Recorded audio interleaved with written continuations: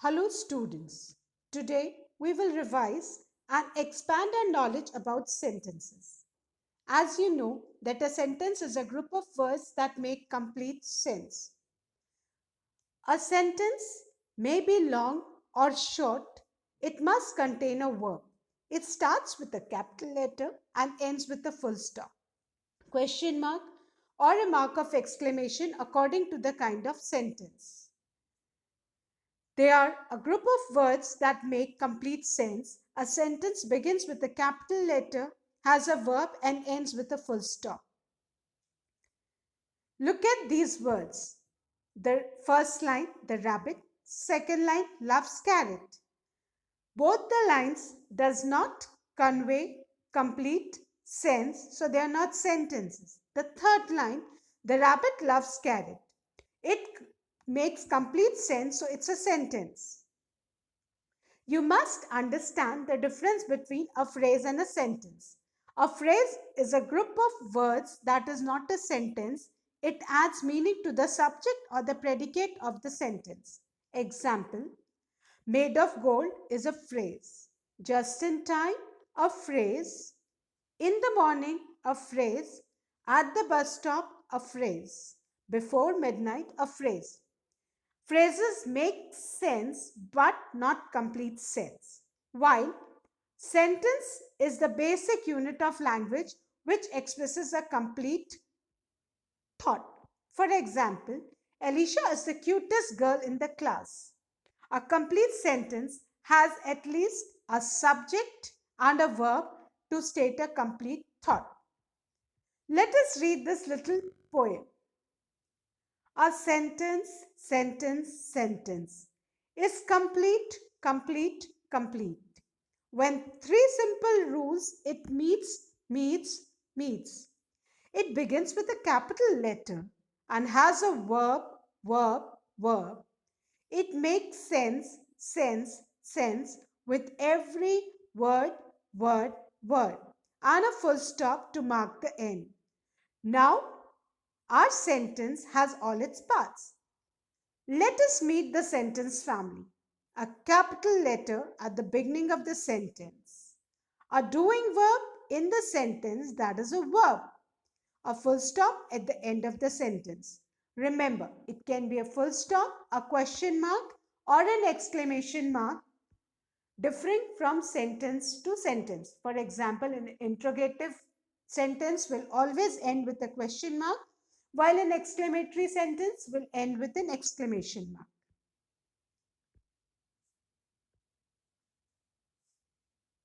A combination or group of words that gives a complete meaning, thought, or idea is called a sentence.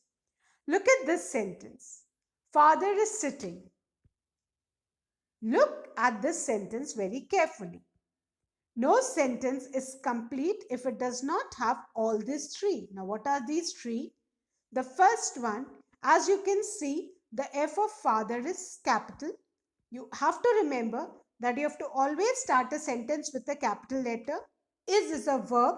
A sentence always has a verb in it, and at the end is a full stop.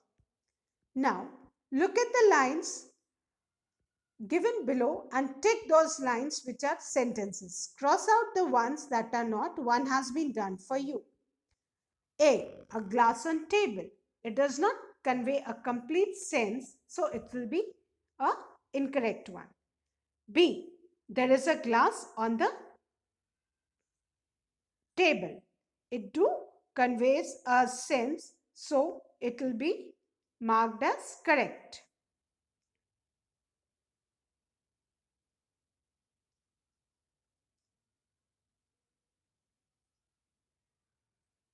C, the fox jumped over the wall. Again, it conveys a meaning, so it will be a sentence. Rest of the exercise you have to do on your own. Read it and identify whether it's a sentence or not. Now, let's look at the jumbled sentences. Look at these sentences. Shopping today, going are we for? Do they make any sense? No, they do not convey any meaning. Now let us revise the words in their proper order. We revise it, and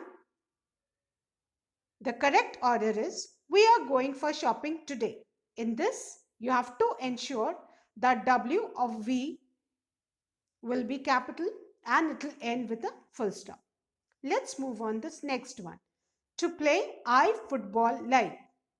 It will be I like to play football. At the end there's a full stop and I is always capital. Third one, dog, bone, the is eating a. The dog is eating a bone. T of the will be capital and at the end there will be a full stop. Now, one very important thing to be kept in mind while arranging the jumbled words into correct order. You must count the number of words in the jumbled sentence. For example, dog, bone, the is eating a. There are 6 words in a sentence. So, you must keep in mind that when you rearrange it in the correct order, there must be 6 words. There's another exercise for you. Arrange the group of words given below into sentences. Remember to put the capital letters and full stop at the right places. One has been done for you. A. Apple red is the. You must keep in mind that the sentence always starts with a capital letter and ends with a full stop.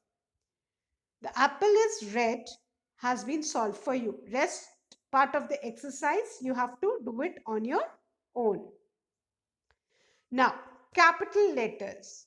We saw how a sentence always has to have a capital letter at the beginning. Well, we use capital letters at other times too.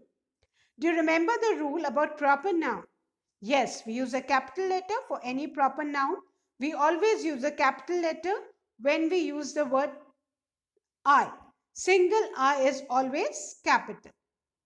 A sentence may not be long or short, but it must contain a verb. It starts with a capital letter and ends with a full stop, question mark, or a mark of exclamation according to the kind of sentence.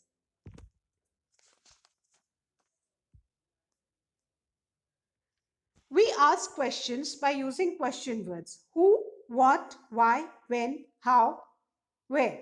Or helping verbs is, am, are, was, were, has, have in the beginning of sentences.